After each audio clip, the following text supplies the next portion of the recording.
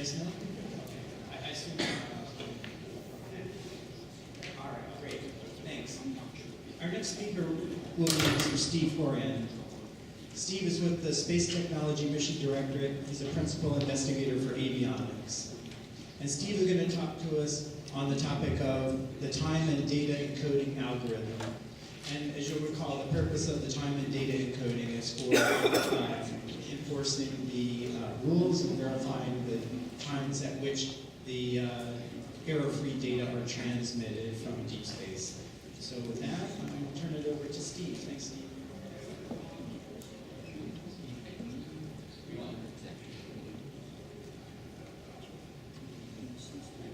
So, thank you all for hanging in this long. It's been a long couple of days. I'm sure everybody's about ready to get to work or where they're going next. My name is Steve Horan. I'm at NASA Langley.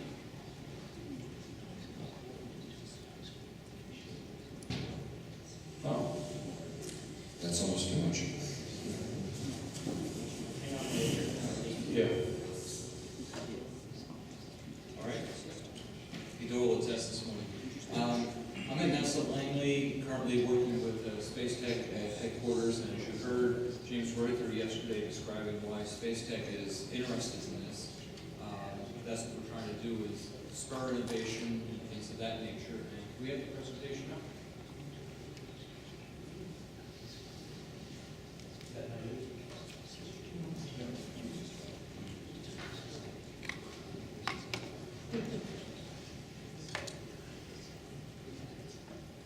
Okay, and just a little bit about me. I'm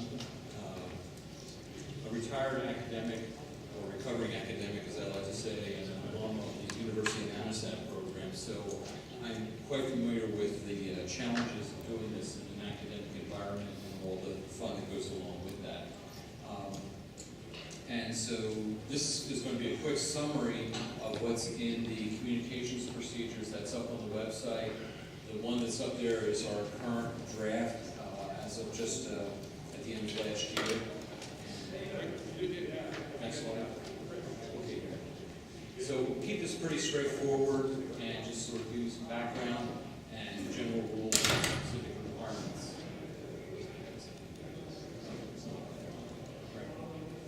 All right.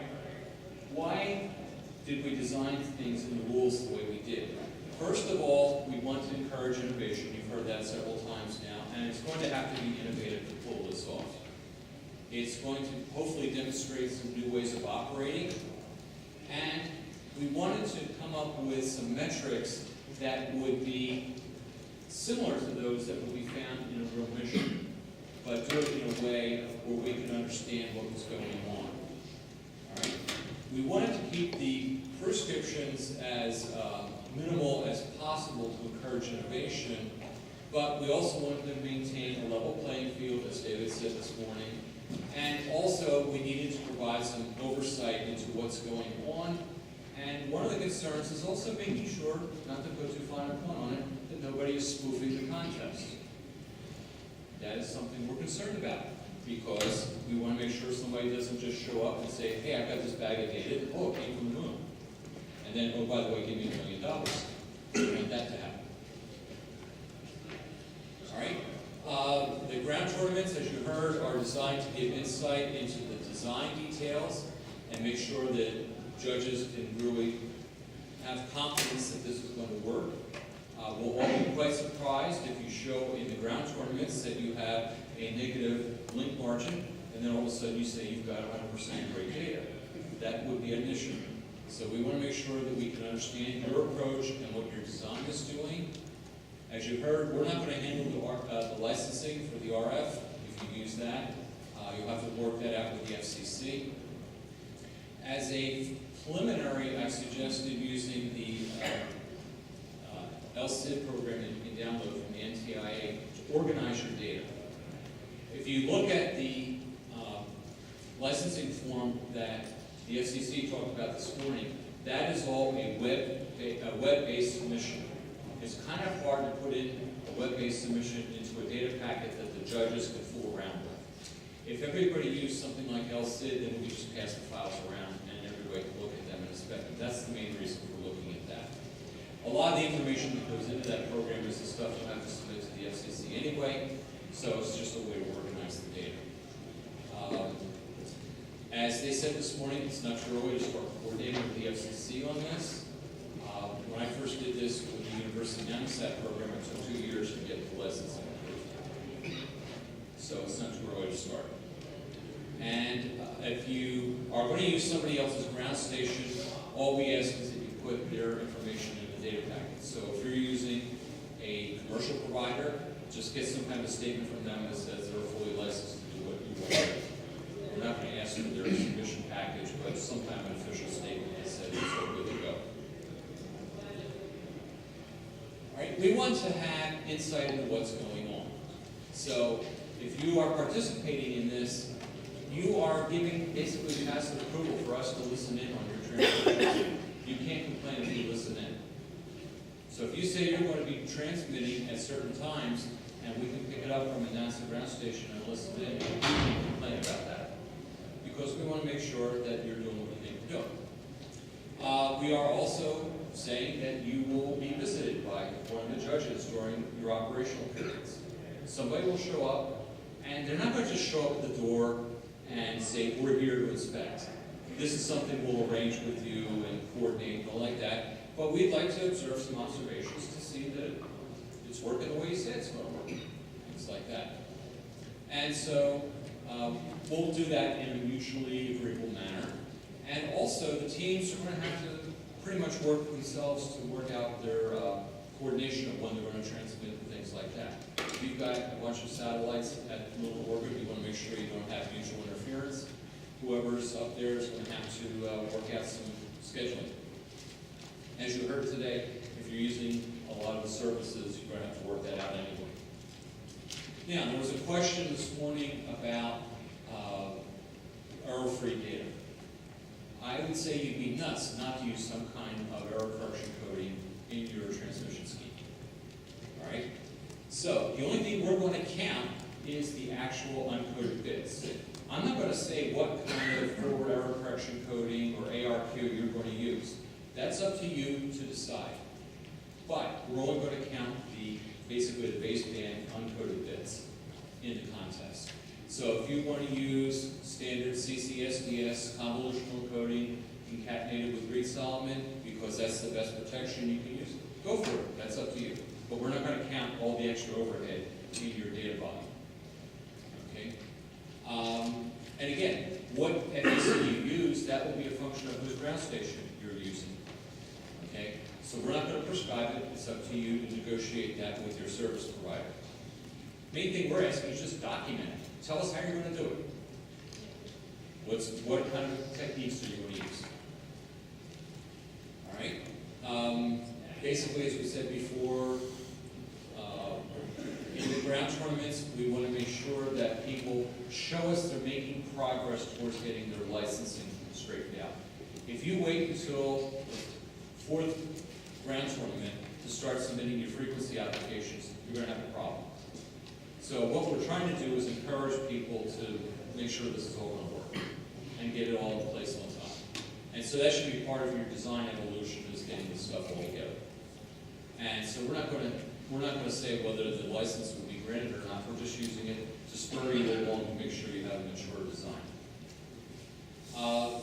Part of the data packages is the idea of putting in a detailed link budget. I've been reviewing a lot of proposals lately where people say, our EIRP is this, we're going to go to a 30-meter ground station, and oh, by the way, we're going to have 20 dB of margin, and no information as to how they got there. That's sort of disconcerting to review that. So if the judges are going to be inspecting for whether or not this is a viable design, you're going to have to go through some details and some analysis to show what's going on. It's got to be a fairly detailed kind of thing. This is sort of the kind of link budget I normally do. So you start out with all your powers, your losses, your links, your ground station, and end up down here with your coding gains and all like that, and end up with a margin. Some kind of a fairly detailed analysis, and show that you've actually worked through all the details of this. And you've put in your G over T's and your noise densities and what your performances are and estimated representation loss and all that good stuff. Basically, just convince the judges that you understand the process and that you're accounting for all the things that needed to be accounted for. And you don't have to use any particular format for this, but it ought to be in enough detail that a judge can look at it and say, yeah, they're accounting for all the right stuff and they've got a pretty good handle on this. That's what we're looking for. All right, the random data. There are, obviously, in most high-level languages, a random data generator. And they will be generating random data almost any way. The trouble with that is that when we go to inspect what's going on, every one of them can do things a little bit differently. So we're going to ask people to use one common method for generating random data so that we can compare apples to apples, and it doesn't matter what onboard flight computer you're using, we can all get the same kind of result. Okay? We're trying to make this simple, but yet give us something reasonable. I'm not going to worry about whether or not this is a cryptographically secure random number generator. That's not the point. The point is just to generate some general random data and do things that way. So, we're going to set things up in 1K bit units. And basically, you can send as many of those as you want at a given time. Now, when you transmit these, it's up to you to decide how many of those blocks you're going to send in, say, one packet or one frame. From simulation work I've done over the years, I would not recommend sending, a couple megabytes that way, because you're probably going to have a very low quality link, a very low EV over N0 when you get to the end. So one of the things that happens is that if you have fairly low quality links, the probability of the bit error gets longer the longer the packets are. So you probably want to make this a little bit shorter than longer, but you'll have to decide how to set that up. Okay, so to generate the random numbers, we will assign every team a unique key that's 256 bits long. You'll append your spacecraft time to that. Sorry, I hit the wrong button. And spacecraft time in year, month, day, hours, minutes, and tenth of a second format. Set it as an ASCII code and then convert that to a bit pattern or a byte pattern.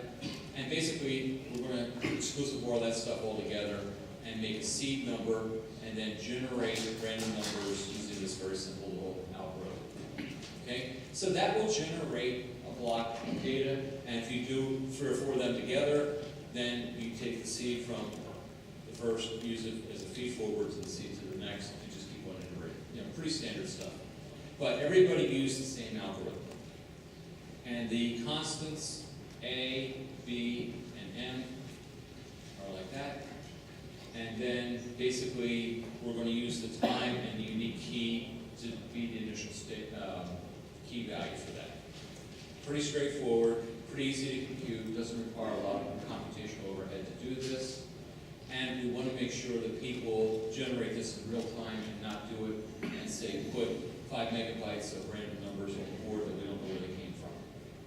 So we want to have this sort of real time. All right. What we recommend is you package it in a standard CCSDS type frame format. So this is what it would look like. Basically, you've got some header information here. There's your timestamp of where you start your block of data. There's your unique key that you'll preload in, and then your data blocks come back here. So pretty straightforward. And try to keep this as minimal as possible on the overhead. Okay? The rules give some ancillary data that needs to be submitted to the judges. And again, this is mostly just to prove this is all really happening in real time. To prove that the data is actually really coming down and you just didn't make it up on the ground and check it in. So we want to make sure where things are at. I mean, if you send us things that show the ground station has no receiver lock, if you've got real data, we're going to wonder what happened. Little things like that. So we want to verify that everything is working the way you claim it's working.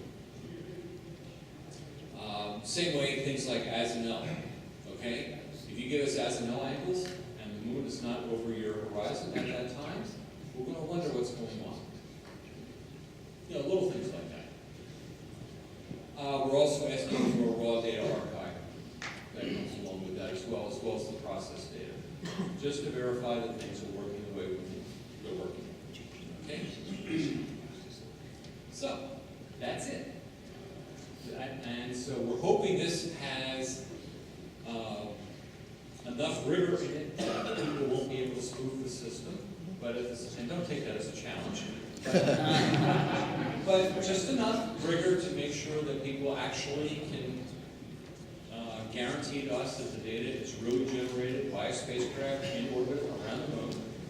And there is not a requirement that you only transmit to the ground station your contest data. If you want to do science up there and things of that nature, that's up to you. You do that on your own dime, things like that. It doesn't count as far as the contest, but you're allowed to do that. You don't have to only transmit random data. You could actually send back pictures, high-mount shots, all that kind of stuff from lunar orbit or from the deep space. That's up to you guys. And obviously, you're going to have to send back, at some point in here, health and status data for your spacecraft, maybe command echoes, all those kinds of things. So you'll have to make provisions on how you do those kinds of routine operations as well. But the random data is to take place what would be traditionally science data. That's what we're looking at. Okay, any questions?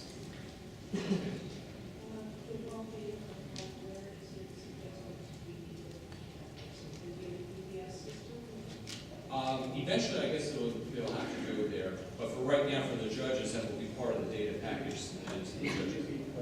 Oh, sorry. The question was, where does the raw data go? Does it go to the PDS or wherever? And I guess, Jim, you'll be given requirements for where. Good question. We'll take it out. We'll have to get that. But right now, the raw data here goes to the judging team so they can validate that everything is working right. But eventually, yes. As part of a NASA mission, we will have to archive these things somewhere. I'm just not sure where that is here. Yes, sir. What, if anything, is the penalty for having a bad packet? That's your problem. Doesn't count. So when you say 24 hours, you have some amount, or within a month, does that invalidate the whole month? Does it invalidate? No, it just invalidates that packet. So that's why it's up to you to decide what kind of ARQ you might want to have on there, or things of that nature. So if you drop one packet, you lose that packet, but there's no other penalty against your packet. That is correct. But if you have an ARQ scheme where you can get a retransmit of that packet, then it can be thrown in the mix. So that's up to you to work out how you're going to handle all those kind of management details. And that depends on what kind of protocols you're using. So yes, you could in principle use FTP or something of that nature to transmit the stuff as a file, and then use the FTP protocol to take care of that. That's up to you as to how you want to handle that. Any other questions? Yes, sir. Are there examples that we can reference for the raw data format as well as past missions for analysis, either system or deep space? I do not have any right offhand. The raw data format, if you want, I can, I generated a sample of it in LabVIEW. It's pretty straightforward. Could we get any from actual flights and past missions? I do not have any that I have access to. So if anybody has something of that nature, I guess somehow we can get that sent to you, but I don't have any right offhand with raw data that I can distribute. Jen? Steve, two questions. I guess one question was that you seem to imply that the DSN had to be able to, I'll use the word intercept, but I mean receive your data stream from your spacecraft. Is that a requirement? What we're saying is that NASA reserves the right to listen in by some method. Okay, reserves the right. Okay, so if I use a different frequency band than the ones you guys are using, Then that's up to us to figure out what to do. okay, that's question one. And question two is, you said you wanted to have the ability to visit the site. Does that mean the ground station site, the mission operations site, which may be a different place? The main thing would be, well, that's something we have to negotiate depending upon your topology. Because what if that station is located in a hard-to-get-to place? I'll use an example, which would be a perfectly valid example, and that's Svalbard. No. Right. Well, I wanted to go to Svalbard for quite some time. There's lots of polar bears there. I know, so I have to see if I can get James Reuter to pay to send me out there to do that. No, we would have to negotiate that depending on the topology to find out just sort of where that is and what kind of ancillary services they might provide back in real time to say what's really happening. I understand what you're saying with that. Yeah, let me just add, the judges want to be able to do inspections where the judges deem it necessary, and so, but they'll negotiate that with the teams. And it may not be, David here or one of the judges may designate a representative to go out to the site and check and see how the operations is done. It's for spot checking. The main point is I wouldn't be disqualified from the contest if I used a site in a remote place because it was available to me at a reasonable cost. Oh, that's your business. That's your business, but that's where we would want to have insight into what you're doing and then negotiate with you how we would do the spot check. Okay? Yeah, we wouldn't want to prescribe that you cannot use these certain ground stations because it's, inconvenient for the government. Okay. Yes, sir. Yeah, the question earlier about something about in response to something about that, and I was thinking, well, wait, I first thinking about this, and I started thinking that because I have written channel simulators in LabVIEW that emulate space channels. It also will do all the necessary digital stuff. right, too. but so what you want to see is raw data is I want to see the bit bucket. I want to see what you actually collected. bit stream. Bit stream. Just verify. Yeah. Yeah, we want to see something like that. Yeah. And most of the time, people will have that as some kind of file. So basically, a pre-processed file and a post-processed file. As well as all the ground station capture data. Anything else?